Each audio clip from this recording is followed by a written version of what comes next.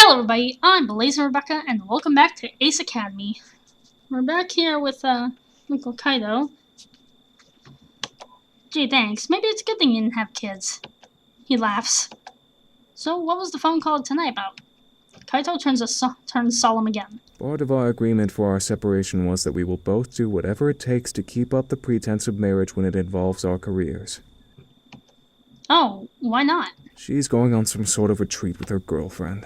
Normally we consult with each other before booking any trips to prevent something like this from happening. But this time she didn't. God damn it, Aunt Yuki. I really need her there. Clearly this arrangement isn't working either. I don't know. Let me save first. Let's not ask questions, let's just... Don't worry, Aunt Yuki won't lead you down. I'm not so sure. I don't know. Sounds like you two had an amicable separation. Yeah, that's true. You've got nothing to worry about. She'll be there. How can you be so sure? Because she still cares for you and wouldn't want to hurt you.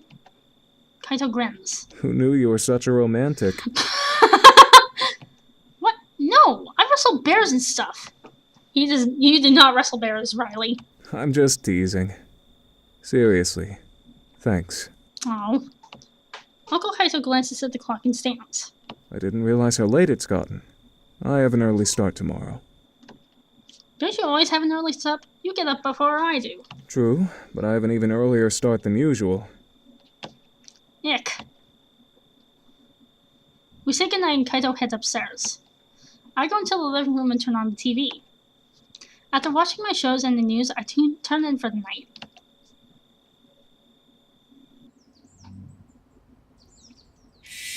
I expected that. I wake up and yawn. Another day, another class. As if on autopilot, I get dressed and go through my morning routine. Then I hop on my bike and drive to school. When I arrive, I head straight for the class and wait for the professor. He arrives promptly and begins class. Good morning. Today we'll be discussing the differences between military grenade weaponry and those used in recreational matches. I want to learn. Yawn, I already know. I want to learn.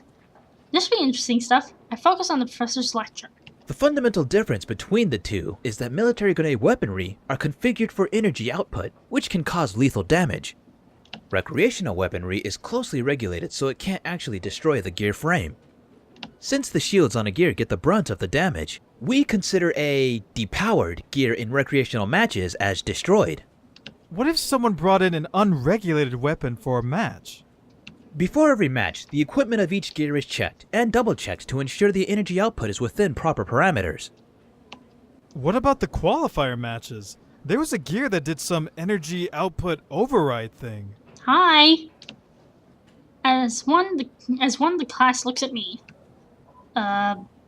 During that specific qualifier match, the gear's energy core is what surged with additional power, not his weapons. Yeah, exactly. I didn't have weapons anyway. Although, I must admit, I've never seen a core do that before. Hopefully this young man can enlighten us on how he did it. Sure, I just gotta know how I did it. I have no idea how I did it. No one finds out about my secret. I really don't know. To be honest, I'm still trying to figure that out. Interesting. Perhaps once you figured it out, you'd be inclined to share with us what happened. Until then, let's get back to the lesson plan. I'm sure you all don't want to waste your time on something that won't be on the exam anyway. Yeah, thank you. The student lets out a weak chuckle. Most refocus their attention on the professor, but a few students continue to look at me with interest. He returns to his lecture.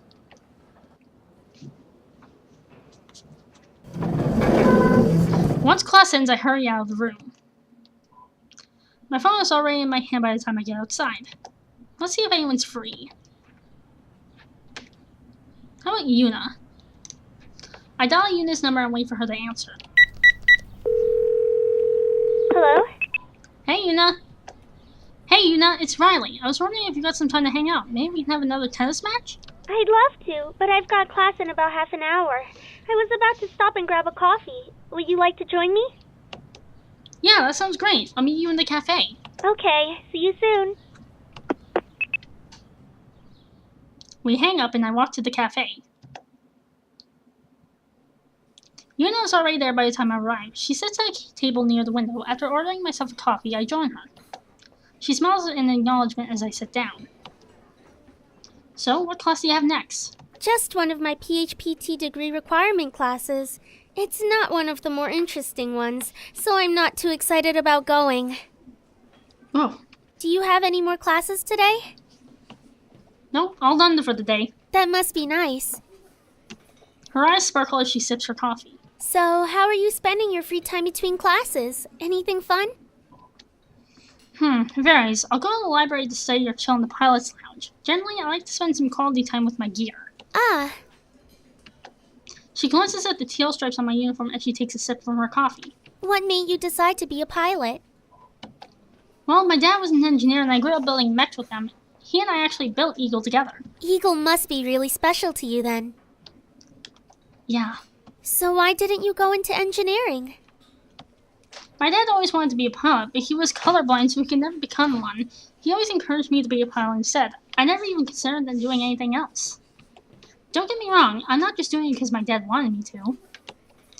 I love piloting. It's just something I always knew I wanted to do. What about you? I actually almost joined the pilot program. Really? What changed your mind? She hesitates. The words are on her lips, but she's debating whether or not to say them.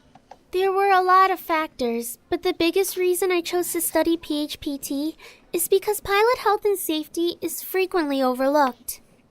Pilots go through a rigorous training process, and people don't consider the long-term effects that training has on a person, especially when you're talking about G-force training and the like. Being a pilot can take more of a toll on your body than you know. You're scaring me now. I guess this one is like lighting up negative. You could check my health any day. That's low, so not. Okay, I'm going to admit you're making me a little nervous. She flushes and waves her hands away in apology. Sorry, that wasn't my intention. Yeah, I know it wasn't. I think piloting is great, and I'm not trying to discourage you. So pilot health and physiotherapy, does that encompass mental health as well as physical?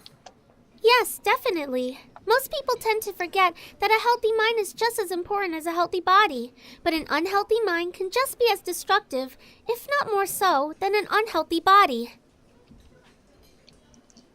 That's more about pilot physical health. Well, that may be true. Aren't the physical qualifications for earning your pilot's license very rigorous? Yuna nods. Yes, the pilot must pass a physical, and that includes your past medical history and family history screening. That's a little unfair, isn't it? I mean, it's not my fault if my grandmother had diabetes or if my father had high blood pressure. No, it's not your fault, and generally speaking, a person isn't disqualified based on a potential. It's still good to be aware, though, so you can take preventative measures if need be. Suppose that's true. Besides, those screenings are more to spot if you have anything that could cause a sudden disabling condition, such as a heart arrhythmia. You can be disqualified if you don't reach the minimum height requirement, too. I smirk. Does that mean that if they didn't let me in, that you would call me short? I think I'm getting that. Yuna giggles. I didn't know they enforced it so strictly, though. Of course.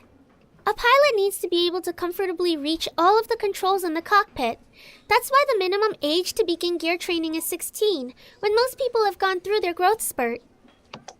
But can't you just purchase a frame with a cockpit seat for your height? Sort of. Companies can manufacture cockpit seats to accommodate a smaller person. So there's no issue. Well, these smaller seat configurations aren't approved by the United Center Robotics Committee yet. While the manufacturers are pushing to remove the minimum height requirement, the UCC won't approve it until they are provided enough conclusive data which proves safety isn't compromised. And it falls on the manufacturers to collect that data. Yes, that's the work in progress right now. She looks thoughtful. Although, I've heard the UCC is being particularly resistant to amending the minimum height rule. They keep requesting more and more data, even though what has been presented technically passes their current standards. What's your thought on this? I think that the UCC has all the right to be stringent in their process. There can be no compromises when it comes to pilot safety. Besides, the UCC isn't against changing the rule. They just want enough comprehensive data to make a well-informed decision. Yuna checks the time. I need to get going. Sorry for lecturing you. No, don't be. I think it's great that you're so passionate about this. Passion is what creates change. She smiles brightly. I'll see you later, okay? Yeah, see ya. She gathers her things and leaves. I finish up my coffee, then follow her out of the cafe. I'm in the campus gym finishing up my workout. When I return to my locker, there's a missed text from Kaori. Emergency meeting. Meet now in the hangar. Jeez, all caps. I better get going.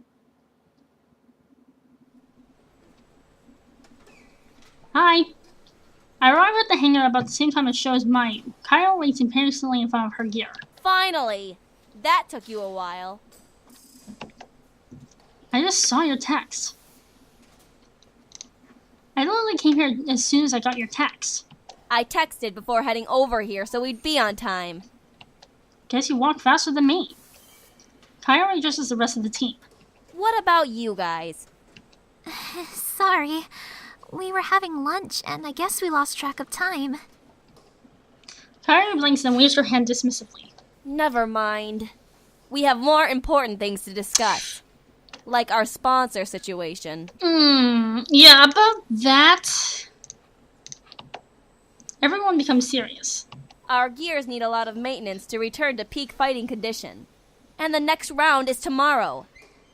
I don't know why, but everyone I talked to was really rude and unhelpful. I wonder why. Sho and I share a knowing glance and Kaori catches us. What? Nothing. She continues to stare. It's just, sometimes you can come across a little harsh. Well, yeah. I'm just honest.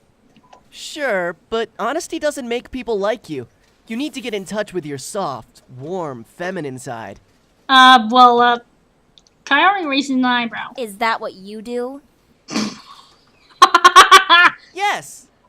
You get in touch with your feminine side? I mean to the warm thing, not the soft and feminine thing. We stare at him blankly. I'm just going to shut up now. Yeah, that's probably for the best, Sho. Before you do, did you manage to get a sponsor? He folds his hand against his head and leans into them. Nope. You forgot to ask around, didn't you? Maybe? He looks sheepish. Kaori rolls her eyes. What about you, Mayu? Can your father sponsor us? What? Mayu shakes her head. Unfortunately, he's backing the team I was originally supposed to join. When I was invited onto the team, Father was so happy, he promised he'd sponsor them. Even though I never joined them, he can't go back on his promise. Kaori nods and faces me. You had that interview yesterday, didn't you? Yeah, because of our rank, we didn't cut it. Yeah, I went to the interview with WorkTech. It didn't work out. Why am I not surprised? What the fuck does that mean? It's not like it's my fault that our team ranking's 21. It had less to do with me and more to do with our team's status. I can show you the full report from the SBA if you want to know the official reason, but basically we weren't a high enough rank. I fish my phone out of my pocket. It flashes low battery warnings at me before it dies completely. Where's the report? Well, my battery just died, but we'll be back with more. See ya!